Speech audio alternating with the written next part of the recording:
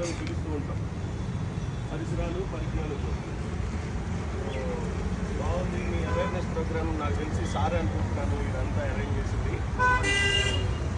Sir వాళ్ళు. అదే so నాకు అర్థమైంది. సో ఇలాంటిది చాలా అవసరం పిల్లలకి.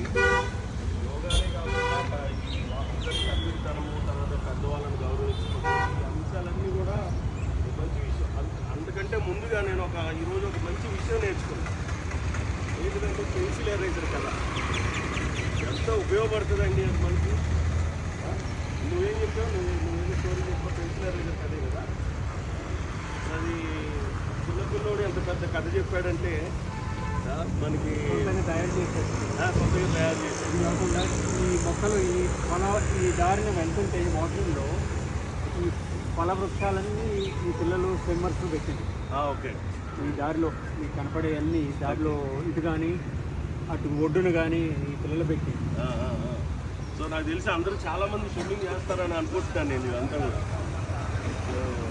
మా తరఫున కూడా మేము ముందుకొస్తాము. ప్రతి ఆదివారం 6 గంటలకి మొదలవుతుంది. ఓకే. ఏదైనా ఆలస్యం అయి చేస్తే శ్రీనివాసరావు గారు పంపిస్తారు. సో శ్రీనివాసరావు గారితో నేను కూడా టచ్లో ఉంటాను.